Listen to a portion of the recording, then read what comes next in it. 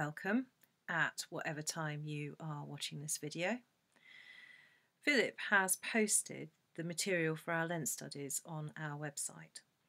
The idea is that the guide can be used either individually or in one of the groups running throughout Lent on Zoom. And this reflection is part of a series reporting this programme. The theme for this week is discipleship, and the readings for the session are taken from Matthew chapter 4 verses 18 to 22, Jesus calls the first disciples, Matthew chapter 19 verses 16 to 22, the rich young man, and Matthew chapter 16 verses 21 to 28, Jesus foretells his death and resurrection. I wonder if you have ever done something that has given you an adrenaline rush. Chances are that we all have at least one experience that comes to mind. But for each of us, it's probably something different. Perhaps overcoming a fear, like heights or public speaking, or a thrill-seeking ride on a roller coaster. Something with a bit of edge to it. Something which can lead to a sense of almost floating on air. I haven't been skiing in years, but for me, this is the experience I would draw on. I learnt to ski at school on dry slopes, then nursery slopes. So I was prepared as I could be when I went on my first skiing holiday in Austria. However, even with this preparation, when you're standing at the top of a ski run, looking down at a slope that disappears rapidly below you, with conditions that could be better, it takes some courage to let go and trust that you will get to the bottom in one piece. I would love to say it all went swimmingly the first time I did this. But I did fall over a couple of times before I got to the bottom, and I am sure it didn't in any way look elegant or effortless. But the sense of freedom and elation on the mountain pushed me back to the ski lift to do it again. Of course, another dimension to this was that I was with friends, and we were having a great time. Some were more experienced skiers than me, others had equally poor skills, and we helped and supported each other as we made progress or piled into the snow. And of course, the companionship at the bar at the end of the day, sharing the buzz, made the whole experience. I think there are similarities between my attempts to ski and being a disciple, and some differences. Similarities include the need for motivation and courage to trust and let go. I wanted to learn to ski, and I have a terrible sense of balance, a formula for many bruises. But I also love mountains and the outdoors, and the excuse to be there. However, these holidays were more of a brief escape from the usual routine, not a commitment to a way of life, not something constant. Going back to the readings for the session, I feel there is a sense of different experiences of discipleship being described. The first disciples responded to Jesus' call to follow him immediately, spontaneously, completely. They left their livelihoods, physically leaving their nets and boats. They left their families and started their journey with Jesus. Then we have the rich man who hears Jesus and wants to follow him, but when offered a choice, is held back because he can't quite leave his old life behind. For whatever reason, he can't let go and trust.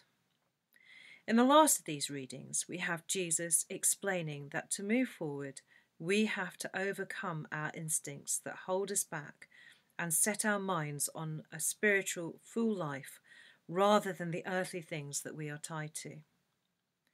The path is far from easy. It's challenging. It might actually hold immediate dangers.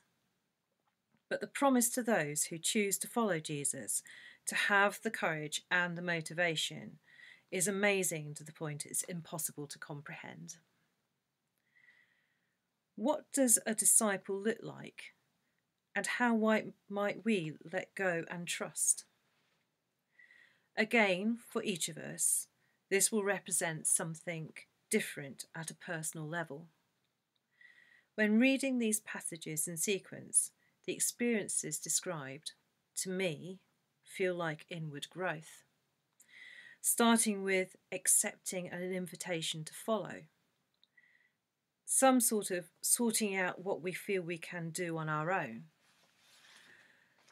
and then the realization that this might be defining our own limits, and the acceptance that being a disciple means so much more than we imagined at the beginning of the journey. Can anyone choose to fully let go and trust completely like the first disciples in one leap? The rich man feels, to me, very solitary in this context. I wonder if behind this wealth were other factors, like responsibility for others, family, employees, or just plain fear. He may have had a network of like-minded friends and acquaintances. No sense of a future with a new community shared with those already following Jesus. No shared identity, because on the surface they were very different from him. Possibly the gap between the ideal and where he was in that moment was too great for him to process. Perhaps he needed stepping stones, a loosening of his ties incrementally, rather than one big leap. This might be closer to something we can comprehend in our society. From the outside, as modern-day Christians, we possibly look just as different and incomprehensible to the people we meet as the early disciples, a group including ex-fishermen, looked to the rich man. Bearing this in mind, and also knowing that being disciples means not just building deepening relationships with God, but reaching out to others, we might need to consciously build bridges in society and find ways of making our community accessible. There are many ways of building these bridges. Going back to the notes for this session, how we go about this may be influenced by what's in our hearts, what's in our hands, and what's in our reach. Maybe you have a sense already about what shape your discipleship might take. It might be to coach and support others who are curious about faith, or to help others in need. It might be to challenge injustice or actions that damage our environment. It might be something you already are doing, but in a different context.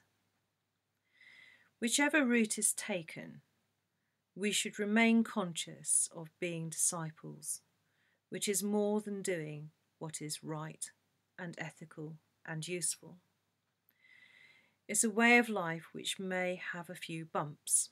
Occasionally we might need a helping hand to get back on our feet.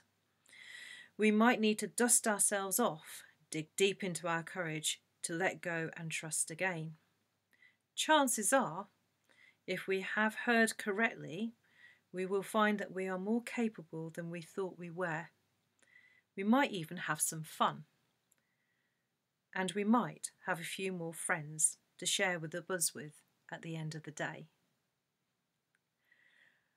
I hope sharing this reflection has been helpful, and I hope that you have some other reflections to add to this as you complete your own meditation throughout the week.